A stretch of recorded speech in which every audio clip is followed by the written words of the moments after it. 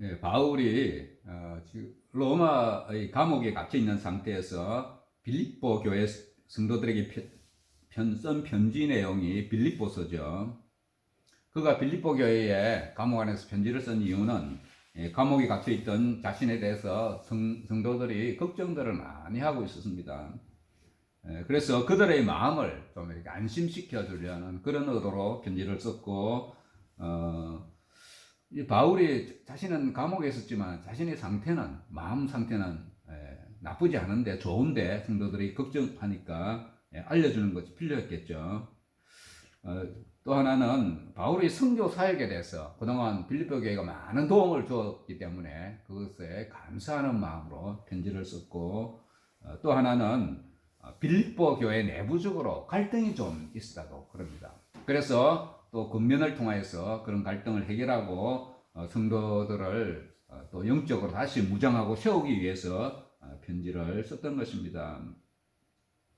지난주 읽은 본문 말씀에 보면 자신이 감옥에 있는 것으로 인해서 오히려 복음의 진보가 일어났다. 그래서 바울은 기뻐하겠다. 그렇게 말씀을 하는 것을 지난주에 말씀을 참고해 보았죠. 또 하나는 아무 일이든지 부끄러워하지 아니하고 살든지 죽든지 자신의 몸에서 그리스도가 존귀하게 되려 한다. 이런 말씀을 지난주 함께 상고해 보았습니다. 오늘 내용은 이제 성도들에게 구원받은 자답게 복음에 합당한 생활을 하라고 권면하고 있는 그런 내용입니다. 오늘 우리 첫 절 말씀에 보면 내가 살 것과 너희 믿음의 진보와 기쁨을 위하여 너희 무리와 함께 거할 이것을 확실하노니 라고 말씀하고 있죠. 바울은 지금 로마의 감옥 안에 있었지만은 이후에 풀려나게 될 것이다, 이런 확신을 가졌던 것입니다. 풀려나서 빌립보 교회 성도들과 함께 만나게 될 것이다, 이런 확신을 가지고 그것을 기대하고 있었던 것입니다. 내가 다시 너희와 같이 있으므로 그리스도 예수 안에서 너희 자랑이 나로 말미암아 풍성하게 하려 함이라 라고 말씀합니다. 바울은 이후로 형제들과 함께 있기를 기대하고 있는 것은 그들을 만나서 자신이 무슨 빌립보 교회 성도들로부터 도움을 받으려고 하는 것이 아니고 바울 자신으로 인해서 형제들이 자랑스러워하는 일들이 풍성하게 되기를 원한다, 그렇게 말씀을 하고 있습니다. 그런데 성도들이 이 바울로 인하여서, 이제 감옥에서 나온 바울로 인해서 무엇을 기뻐할까요? 무엇을 기뻐하게 될까요? 아마도 바울이 복음을 전하다가 옥에 갇히고 많은 고난을 당하였지만은 그럼에도 불구하고 그런 가운데서도 지금 복음의 진보가 일어난 것, 이것을 자랑스러워하고, 그리고 바울이 고난들을 잘 헤쳐나간 그런 사실을 자랑스럽게 여기지 않을까, 그렇게 추측이 됩니다. 신학의 성리자 바울을 보면서 기뻐하게 된다, 자랑하게 된다는 것이죠. 이전에 미국의 전쟁 영화를 본 적이 있었는데, 이제 군인이 전쟁터에서 죽게 되자 군부대에서 누가 죽은 병사의 유품하고 훈장을 들고 나와서 그 유족의 집을 방문해서 전달하는 것을 보았습니다. 이 가족의 죽은 병사의 가족들은 대단히 슬퍼하죠. 슬퍼하면서도 자랑스러워하는 모습을 보았습니다. 전쟁에서 전사한 병사에 대해서 그의 가족이나 유족들이 자랑스러워하는 것은 미국의 오랜 전통이라고 할 수가 있습니다. 오늘 저나 여러분을 보고 가족들이나 교회의 여러 성도들이 자랑스러워하게 되기를 바랍니다. 오늘 우리를 보고 우리 가족, 또 다른 성도들이 자랑스러워하게 되기를 바랍니다. 사회에서 우리가 성공했다고 해서 자랑스러워하는 것이 아니라 복음 안에서 때로는 어려움이 있을지라도 믿음의 진보를 이루며 살아가는 모습을 보고 자랑스럽게 여기게 될 수 있기를 바랍니다. 이제 또 27절 말씀하기를 오직 너희는 그리스도의 복음에 합당하게 생활하라. 이는 내가 너희에게 가보나 떠나 있으나 너희가 한 마음으로 서서 한 뜻으로 복음의 신앙을 위하여 협력할 것과 하는 것과 이렇게 말씀하고 있습니다. 이제 바울은 빌립보 교회 성도들에게 복음에 합당한 생활을 하라 권면을 합니다. 다른 말로 하자면 하나님 나라의 시민답게 살아라, 생활하라는 그런 권면의 말씀이죠. 죄로 인하여서 영원한 죽음에 처할 수밖에 없는 우리 인생들이 예수 그리스도의 대속의 은혜로 말미암아 구원받게 되었다는 것이 이것이 복음이죠. 예. 그럼 어떻게 사는 것이 복음에 합당하고 하나님 나라의 시민답게 사는 것일까요? 복음에 합당한 삶이라는 것은 여러 가지로 우리 말할 수 있습니다. 먼저 죄를 멀리하고 살아가는 것이 복음에 합당한 삶이다 할 수가 있습니다. 우리 죄를 사하여 주신 이후로는 이제는 죄악된 행실을 청산하고 죄를 멀리하고 살아라, 그런 내용이 포함되어 있죠. 네, 또 다른 것을 예로 든다면 사람들을 사랑하면서 사는 것이라 할 수 있습니다. 예수님께서 우리를 사랑하사 대속제물이 되셔서 십자가에 피 흘려 죽으셨으니 우리도 예수님의 그 사랑을 본받아 사는 것이라 할 수 있습니다. 뿐만 아니라 우리가 복음을 듣고 이런 큰 은혜를 입었으니 우리도 다른 사람에게 복음을 전하여서 그들도 빛 가운데로 인도하는 것, 이것이 또 복음에 합당한 삶이 되지 않겠습니까? 그런데 오늘 바울은 우리 말씀에서 또 다른 면을 강조하고 있죠. 바울이 강조하는 내용을 보면 첫째, 한 마음으로 한 뜻으로 복음의 신앙을 위하여 협력하는 것이다 하고 있습니다. 협력을 강조하고 있습니다. 교회를 위하여, 복음을 위하여 한 마음이 되어 협력을 잘하는 사람이 복음에 합당한 삶이다, 이렇게 말하고 있습니다. 거꾸로 생각하면 믿음도 좋고 능력도 있지만은 협력할 줄 모르면 복음에 합당한 삶을 살지 못하는 것이 됩니다. 그런 사람들은 세상에서는 환영받을지 몰라도 복음에는 합정하지 못한 사람이 되는 것입니다. 오늘 28절 말씀을 보면 무슨 일에든지 대적하는 자들 때문에 두려워하지 아니하는 이 일을 듣고자 함이라. 이것이 그들에게는 멸망의 증거요 너희에게는 구원의 증거니 이는 하나님께로부터 난 것이라 라고 말씀합니다. 복음에 합당한 삶을 위하여 두 번째 권면의 내용은 대적자들에 대해서 두려워하지 않는 모습이다, 이렇게 말하고 있습니다. 바울이 대적자들로부터 많은 공격을 받고 고난을 받았던 것처럼 이 빌립보 교회에도 대적자들이 있었던 것 같습니다. 대적하는 자들이 누구인지는 정확히 기록하고 있지 않지만은 첫째, 유대인들일 가능성이 높습니다. 이들은 사도 바울을 쫓아다니면서 핍박했는데 바울이 세운 그 빌립보 교회도 이들의 표적이 될 수 있었을 것입니다. 또 다른 대적자는 로마인들이다 할 수 있습니다. 당시에 로마가 세계를 지배하고 있었죠. 근데 이 빌립보 지역이라는 곳은 로마의 지배를 받는 정도가 아니고 아예 로마의 일부가 된 곳이었습니다. 이곳 사람들은 로마의 시민권을 가지고 있었다고 합니다. 그리고 로마 군인들이 많이 이 빌립보 지역에 들어와서 살고 있었다고 합니다. 그러다 보니까 이 빌립보 지역의 사람들은 로마 황제를 숭배하는 자들이 있죠. 그 당시 황제는 신과 같은 그런 존재였습니다. 그러니 교회와 성도들을 싫어하고 핍박할 수 있었던 것입니다. 바울은 빌립보 교회 성도들에게 이처럼 대적하는 자들을 두려워하지 말고 담대하게 행하라고 말씀하고 있습니다. 오늘 우리 믿는 자들의 대적은 누구일까요? 오늘 우리를 대적하는 자들의 것들이 뭐가 있습니까? 오늘 우리나라를 한번 생각해 보면 우리 믿는 자들에게 우리나라는 평화로운 나라죠. 상대적으로 평화로운 나라입니다. 겉으로 드러내놓고 우리 믿는 자들, 대적하는 자들 그렇게 많지 않습니다. 그럼에도 불구하고 알게 모르게 대적하는 자들도 있습니다. 가정 내에서도 있고 밖에서도 있습니다. 사탄의 조종을 받는 자들이 있습니다. 사탄 마귀는 여러 가지 방법으로 믿는 자들을 대적하죠. 가정 내에서 불평불만을 일으킵니다. 사소한 것을 계기로 불평불만이 생기고 그것이 큰 다툼으로 변질이 되기도 합니다. 다 사탄 마귀가 하는 짓이죠. 교회 내에서도 아주 분쟁을 일으키기도 합니다. 교회 밖에서 교회 성도들을 대적하는 자들도 간혹 있습니다. 이처럼 대적하는 일들이 일어날 때 우리는 단순히 어떤 대상만, 사람만 보는 것이 아니라 그 뒤에서 조종하는 사탄 마귀의 활동을 빨리 우리는 알아차려야 되죠. 우리는 눈에 보이는 것뿐만 아니라 영적인 눈으로 대적자들을 볼 수 있어야 하고 믿음으로 이들을 물리치면서 살아가야 하는 것입니다. 불안, 염려, 걱정 이런 것들도 다 마귀의 장난이다 할 수 있습니다.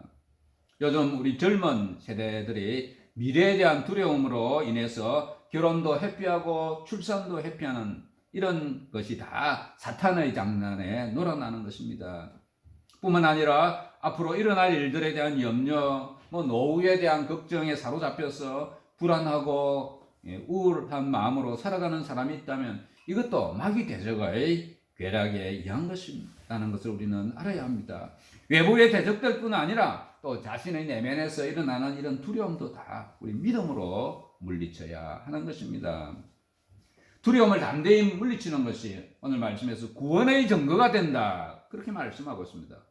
이런 담대한 마음으로 사는 사람들은 자신이 구원받았다는 것을 보여주는 것, 증거가 된다는 것이죠.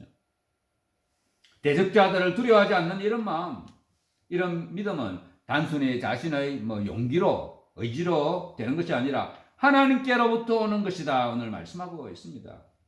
우리 모두가 외부의 대적들과 자신의 내면에서 일어나는 사탄 마귀의 계략들을 믿음으로 성령으로 잘 물리치면서 살아가시기를 바랍니다.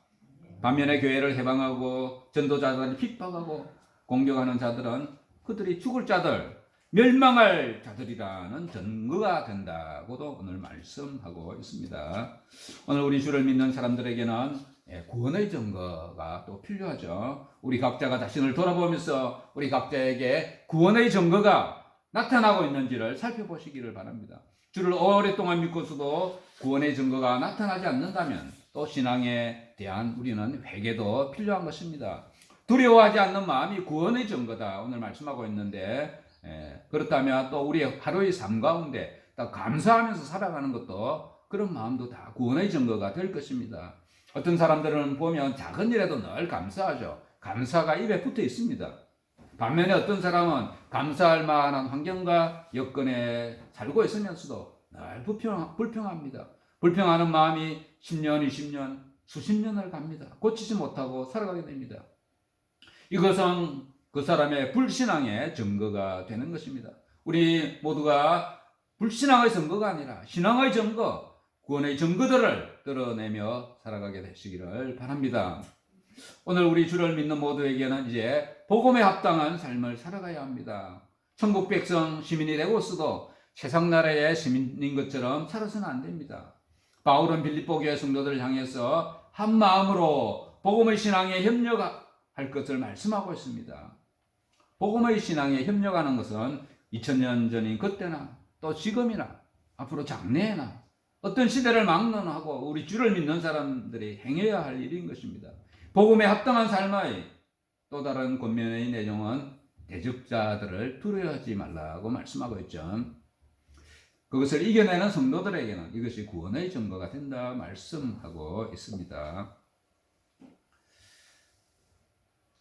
오늘 29절 말씀은 우리 함께 읽어보겠습니다. 시작. 그리스도를 위하여 너희에게 은혜를 주신 것은 다만 그를 믿을 뿐 아니라 또한 그를 위하여 고난도 받게 하려 하심이라. 빌립보 교회 성도들에게 복음에 합당한 삶을 살아라고 권면한 바울은 이제는 믿는 자들, 즉 은혜를 받은 자들에게 고난도 있다고 말씀합니다. 예수를 구주로 영접하고 구원받은 성도들은 모두가 큰 은혜를 받은 자들이죠. 근데 이 은혜 받은 것만으로 끝나면 얼마나 좋겠습니까? 근데 고난도 받아야 된다 말씀을 하고 있습니다. 우리가 주를 믿고 은혜를 받았으니 고난도 받아야 한다는 사실이 인정이 되십니까? 전도하면서 예수 믿고 복 받으세요 이렇게 말하는 경우들이 있죠.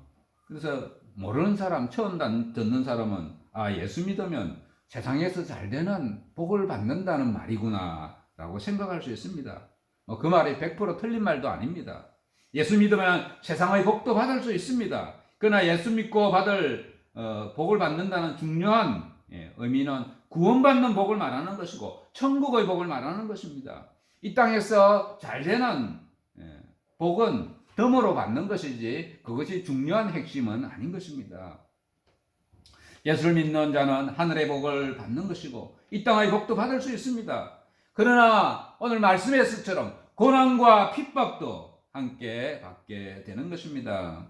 예수 믿은 후에 복도 받지만은 고난도 받는다는 것을 모르는 사람이 있다면 신앙의 시험이 될 수 있습니다. 예수 믿고 사는데 왜 이렇게 힘들고 어렵지라는 생각을 하게 되면 시험에 들게 되는 것입니다. 성도들이 구원을 받게 된 것은 특권입니다. 구원받아 하나님의 자녀, 천국 백성 된 것은 특권 중에서도 특권입니다. 이런 특권을 받은 사람은 고난이 와도 기쁘게 여길 수 있어야 됩니다. 큰 은혜를 주셨으니 고난점이야 하면서 우리 살아가는 마음의 여유도 필요합니다. 물론 고난을 당할 때 힘들죠. 그러나 받은 은혜를 생각하면서 그것을 이겨낼 수 있어야 하는 것입니다. 은혜를 받은 사람이 고난이 있다고 불평하고 불만하고만 살아간다면 그 사람은 은혜를 모르는 사람이 되는 것입니다. 그러나 자신의 욕심이나 탐심으로 인해서 오는 고난을 당연히 받아들이면 또 안 되겠죠. 예수님 믿음으로서 오는 고난은 기쁘게 받아들여야 하지만 자신의 세상의 욕심과 탐심 때문에 오는 고난은 당연히 여기서는 안 된다는 겁니다. 누구든지 세상을 택하든지 하나님을 택하든지 둘 중 하나를 택하고 살아가야 합니다. 두 가지를 다 붙들 수는 없습니다. 두 가지를 붙들려고 하다가는 두 가지를 다 놓치게 되거나 하나님 백성이라고 하더라도 세상 욕심으로 인해서 유혹에 빠지거나 스스로 고난에 빠지게 되는 것입니다. 그런 유혹과 고난은 피해야 하는 것입니다. 오늘 마지막 말씀에서 오늘 이렇게 말씀하고 있죠. 너희에게도 그와 같은 싸움이 있으니 너희가 내 안에서 본 바요 이제도 내 안에서 듣는 바니라. 이 말씀을 좀 우리 다시 한번 참고해 보면 바울은 복음 전하면서 싸우면서 전하였죠. 아주 평탄하게 복음을 전하는 게 아니고 싸우면서 전하였습니다. 그것은 그를 대적하고 복음 전하는 것을 방해하는 자들이 많이 있었기 때문입니다. 바울의 이 싸운다는 의미는 자신을 대적하고 고발하는 자들을 향해서 무슨 이렇게 자신이 말로써 또 행동으로서 싸운 그런 것이 아니고 자신의 무죄를 변호하고 자신의 변론하고 이런 것들을 말할 수가 있는데 또 그것보다도 믿음을 지키면서 인내하고 견디는 것을 말하는 것이라 할 수가 있습니다. 교회를 지키고 복음을 전파하기 위해서는 이런 싸움이 있을 수밖에 없는 것입니다. 바울은 오늘 말씀에서 너희가 내 안에서 본 바요 이제도 내 안에서 듣는 바니라 라고 말하고 있습니다. 바울은 빌립보 지역에서도 유대인들의 고발을 당하여서 감옥에 갇혔었죠. 감옥에 갇히기도 했는데 이런 것을 빌립보 교회 성도들이 다 보고 있었던 것입니다. 바울이 끌려가고 감옥에 드는 것을 다 보고 있었죠. 오늘 그것을 말합니다. 너희가 내 안에서 본 바요 이제도 내 안에서 듣는 바니라. 지금도 로마의 감옥에 있습니다. 오늘날에 예수를 믿는 자들도 이런 싸움을 싸워가야 한다는 것입니다. 예수를 믿게 된 사람은 때로는 제사 문제 때문에 가족들 간에 갈등이 생기기도 하죠. 제가 이전에 있던 교회에 있을 때에 한 집사님이 예수를 믿고 난 후에도 자신이 장손이기 때문에 제사를 오랫동안 지냈다고 하는 얘기를 들었습니다. 가족 제사가 하도 많아서 수도 없이 들었다고 합니다. 제사를 포기하는데 예수 믿고 제사를 포기하는데 10년이 걸렸다고 간증하는 것을 들었습니다. 그동안 자신의 내면의 싸움, 가족 친척들과 갈등과 싸움이 알게 모르게 계속되었던 것이죠. 예수 믿고 나서는 이런 싸움이 있을 수밖에 없습니다. 그것이 하나님 백성으로 살아가고 변하여가는 모습이기도 합니다. 우리 유교 문화가 뿌리 깊은 가문에서는 누구나 한 사람 예수를 믿게 되면 그 사람은 가족들로부터 친척들로부터 배척당하기도 합니다. 세상에서도 친구들로부터 배척당하기도 하죠. 그러나 그런 싸움에 굴복하면 안 되고 싸움에서 승리해야 하는 것입니다. 세상에서도 상급을 받거나 영광을 받기 위해서는 이 싸움이 있을 수밖에 없죠. 고난이 따릅니다. 학생들이 공부해서 좋은 대학에 들어가기 위해서는 힘들게 공부해야 됩니다. 이것이 자신과의 싸움이죠. 장사나 기업을 해서 돈을 벌거나 성공하려는 사람은 많은 노력을 해야 됩니다. 때로는 정신적으로 많은 스트레스를 받다가 건강을 잃기까지 하면서까지 싸우면서 얻으려고 하는 것을 보기도 합니다. 그것이 좋다는 말이 아닙니다. 그러나 그런 일들이 있을 수 있다는 것입니다. 이처럼 세상 일에도 영화나 상급을 얻기 위해서는 싸워야 하고 고난과 어려움을 당하게 되듯이 주의 성도로 살아가고 복음 전하는 일에도 싸움도 있고 고난도 따르는 것입니다. 예수 믿게 되었으니 싸움도 없고 다툼도 없고 좋은 일만 있고 고난도 없을 것이라고 생각하는 사람이 있다면 그 사람은 초보 신앙을 가지고 있거나 신앙을 잘못 배운 것입니다. 중요한 것은 우리 하나님을 온전히 의지하고 믿음으로 살아가는 사람은 싸움에서 이기고 고난 가운데서도 승리할 수 있다는 것을 우리 기억하셔야 하는 것입니다. 말씀을 맺도록 하겠습니다. 사도 바울은 빌립보 교회 성도들을 향한 편지결에서 이후에 자신이 감옥에서 나와서 성도들을 만나게 될 것을 확신한다 라고 했습니다. 그가 성도들을 만나게 되면 그들에게 바울 자신으로 인하여서 자랑할 거리가 풍성하게 되기를 원한다고 말하고 있습니다. 바울은 자신이 감옥에서 나가게 될 때 빌립보 교회의 성도들에게 자신이 자랑거리가 되고 기쁨이 되기를 원했던 것입니다. 그리고 이어서 성도들에게 복음에 합당한 삶을 살 것을 권면하고 있습니다. 대한민국 국민으로서 합당한 삶을 살아야 하듯이 예수 믿고 천국 백성 된 사람은 천국 백성답게 살아가야 하는 것입니다. 한국 사람이 미국 사람 흉내 내면서 살아가면 되겠습니까? 그와 마찬가지로 예수 믿는 사람이 불신자처럼 행동하고 살아서는 안 되는 것입니다. 예수를 구주로 영접한 사람은 그에 합당한 삶을 살아가야 하는 것입니다. 바울 사도는 다음과 같이 권면하고 있습니다. 첫째, 서로가 한 마음으로 복음의 신앙을 위하여 협력자가 되어야 할 것을 말씀하고 있습니다. 복음의 회방자가 되어서는 안 되고 방관자가 되어서도 안 되고 협력자가 될 것을 말씀하고 있습니다. 둘째, 대적자들로 인하여서 두려워하지 않고 담대한 마음으로 살아갈 것을 말하고 있습니다. 오늘 우리 믿는 자들에게도 두려움을 주는 일들이 요소들이 많이 있습니다. 인간적으로 핍박하는 대적자들도 있을 수 있지만은 우리 경험하셨지만은 코로나 같은 전염병이 휩쓸 때에는 예배 드리는 것이 방해받기도 했습니다. 성도각자가 개인적으로는 장래에 대한 걱정으로 염려나 두려움을 가질 수도 있습니다. 그러나 우리 주를 믿는 우리는 이런 두려움에 빠져서 살면 안 되고 믿음으로 물리치면서 살아가야 합니다. 이런 담대한 모습이 구원받은 증거가 된다고 말씀하고 있습니다. 이 땅에서의 생은 길어야 80이고 90이죠. 그러나 천국에서의 삶은 영원하지 않습니까? 이 땅과 천국에서의 삶은 그 수명과 그 가치가 비교가 되지 않습니다. 이 땅에서의 삶은 천국의 삶을 준비하는 준비 과정이기 때문에 이 땅에서 삶도 대단히 중요합니다. 그러나 천국에서의 삶은 이 땅에서 삶과 비교할 수 없이 더 중요한 삶입니다. 그래서 우리는 이 땅에서 때로 삶이 힘들고 어려움이 있더라도 천국을 소망하면서 인내하면서 믿음으로 살아가야 하는 것입니다. 오늘 이 자리에 모인 성도 여러분, 우리 모두가 구원받은 하나님의 자녀 백성들로서 복음에 합당한 삶을 살아가시기를 바랍니다. 주의 교회와 복음을 위하여 항상 협력하고 대적들을 두려워하지 않는 믿음으로 살아가게 되시기를 바랍니다. 그래야 해서 주 앞에 서는 날 칭찬받는 모든 성도들 다 되시기를 축원합니다.